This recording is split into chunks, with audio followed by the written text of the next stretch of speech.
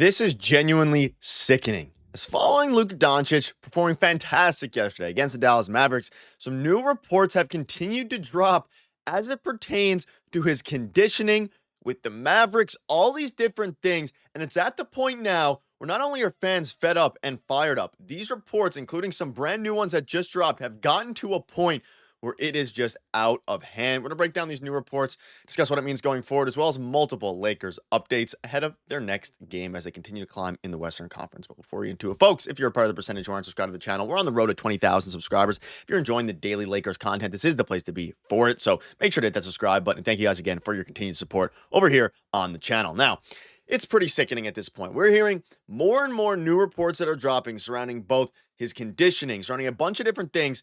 And it's at the point now where it's just a bit sickening. The fact that it's continuing to get brought up almost a month after the trade happened, the Mavericks organization keeps leaking things and a bunch of different things. We're going to dive into some of the other things later. And I want to start with this, which just dropped. We also have some new reports and new articles from, revealing some more different information surrounding the Mavericks side. But I want to start with this, just dropped. The Dallas Mavericks reportedly had an issue with Luka Doncic smoking hookah and drinking beer per The Athletic. Make no mistake, the people who witnessed Doncic's last days in Dallas do not paint a flattering portrait of the 25-year-old's professionalism. They call him lazy. They talk about the weight issues that were such a frequent frustration within their walls. They mention the social habits that The Athletic reported on, such as a taste for beer and hookah, which has been a point of concern for NBA types since he was 19 in Real Madrid, who was entering the NBA draft. They predict his basketball demise, highlighting a health history that, as some see it, will likely lead to catastrophe in the next 5 years or so.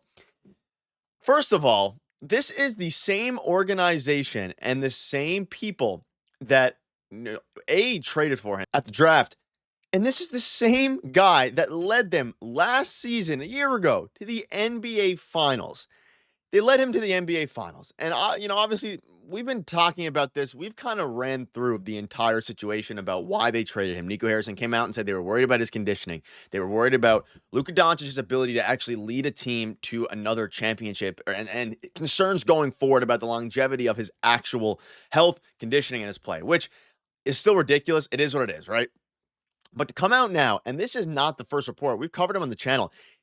Sickening is the only word I can use. They continue to try to portray Luka Doncic as an unprofessional and out of shape, all these different things, when this was the reason and the sole reason that A, they've been successful the past half decade, and B, the only reason they were even remotely in the NBA Finals last season. Of course, you had Kyrie, some other guys who played well as well. I'm not going to discount that, but as it pertains, they wouldn't have got there without Luka Doncic. I think we can all agree about that. And for them to come out, they call him lazy, weight issues, hookah, beer. They're continuing and intentionally bringing this out now. And the reason for that is, I think a lot of the reason these reports are coming out specifically like today and yesterday is because of the fact that Nico Harrison is under so much fire about the trade. I mean, we saw in yesterday's game against the Lakers, fans were chanting, "Thank you, Nico," when Luka was at the free throw line. Luka's playing fantastically. He's really starting to come into his own. The Lakers look like a serious threat to win the NBA title this year. All these different things. And the front office, specifically Nico Harrison, clearly are under fire. The ownership, all these different things, right?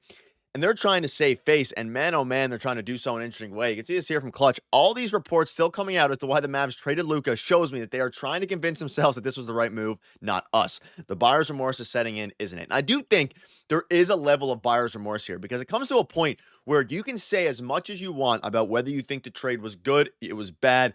Most Mavericks fans, most NBA fans agree it was a great deal for the Lakers, and for the Mavericks, we'll have to see how they do once AD becomes healthy. But ultimately, for the future of the franchise, it was a bad trade. I mean, AD's 32, right? Or early 30s. You're at the point now where you are not only making your organization look extremely bad, but you're just at the point where it's like redundant. You keep saying the same things. Predict his basketball demise, highlighting a health history that will lead to catastrophe. Like, what on earth are we even discussing here? It is, again, it's sickening. It's ridiculous. And it doesn't stop there, ladies and gentlemen. You can see this here. Mavs insiders. Lakers, Luka Doncic's diet habits likely to lead to catastrophe. Luka's off-court habits reportedly weighed heavily on the Mavericks' shocking decision to trade him with the Lakers earlier this month. According to Sam Amick, some within the Mavs organization felt they were lazy. And again, his weight was a frequent frustration. And let's not forget, this was the same organization, or at least similar people, that leaked that he was 270 pounds, and now he's with the Lakers. He looks in fantastic shape. You look at him in the practice facilities, all these different things. He looks fantastic in the practice facility. He looks fantastic practicing. Looks great on the court as well. We saw some of the best defense that we've seen all year from Luka Doncic yesterday. And yes, he still got blown by a little bit. All those different things are still going to be a factor. But he had 2 steals and 3 blocks, or 3 steals and 2 blocks, whatever it was. He is a fantastic player, and they're just trying to drag him down. And clearly, again, it's the Mavericks trying to save face. I do think to some degree they have buyer's remorse. I don't think that the outrage was, I don't think they thought the outrage was going to be as, prominent as it was. Because my assumption is that when they made the trade, they were thinking, okay, Mavs fans are going to be happy because we have AD, all these different things. And it didn't help that AD got hurt in his first game with the Mavericks against the Rockets. But none of that matters. It was a bad trade. They're trying to make themselves look better. It's not working. They're trying to take down Luka's image as it's happening. It's not working. They try to do it right when the trade happened. They try to do it, weeks after the trade happened. Now they're doing it a month after the trade happened. You see this here. Some Mavericks insiders offered a prediction to Amick that Doncic's habits will likely lead to a catastrophe in the next 5 years or so, which is ridiculous. He's 26 years old. Late on the night of February 1st, reports surfaced from seemingly out of nowhere that the Mavs had agreed to trade, of course, Luka Doncic. There was plenty of thought at first that reports were a hoax. For all the faults the Mavericks apparently saw in the Slovenian star, there is no denying what he accomplished at the NBA thus far. I mean, what are we even talking about here? It blows my mind that we're still, obviously, as Lakers fans, we're kind of over the fact that, people are saying that was overweight, all these different things. We're seeing him play elite basketball over the past couple games, and we've seen it in his whole NBA career. And it's led the Lakers to be at a point now where you're playing very good ball. You've won 3 in a row. You're looking very good out of the All-Star break. You also see this here. Nico Harrison reportedly didn't want Planet Mavericks to revolve around Luka Doncic and made it his mission to trade him by the summer, per Mark Stein. Whispers via league sources suggested that Dallas decision-makers, most notably GM Nico Harrison, no longer wanted Planet Mavericks to orbit around Doncic and had grown determined to trade him by the summer at the latest. So not only were they going to, we know the trade for Luka kind of came out of nowhere. They were going to make a trade for Luka Doncic no matter what. Now, if they were going to do that, I don't necessarily hate, if Nico Harrison and what they know internally, they didn't think Luka was going to be good enough. Sure, make everybody have a bidding war for him. They just traded him to the Lakers, which is fantastic for us as Lakers fans. It's the best news we've received in the past handful of seasons in a very long time. And now to see that they were going to trade him anyway, it makes it even more interesting. And then this gets leaked from The Athletic, 2 different reporters saying that the hookah and the beer. He led you to the NBA Finals. He's the only reason that the Mavericks are even relevant now. They obviously won their chip in the early 2010s. Since then, haven't done much. You get Luka Doncic, you get your franchise star, and you trade him away. It's absolutely ridiculous. And let me know down below what your thoughts are. And just ridiculous. Sickening, even. But before we wrap up, a couple other things as well here. Luka Doncic said he's glad the game is over and he didn't know what he was doing tonight. And Luka, who did not know what he was doing, put up 19, 15, and 12.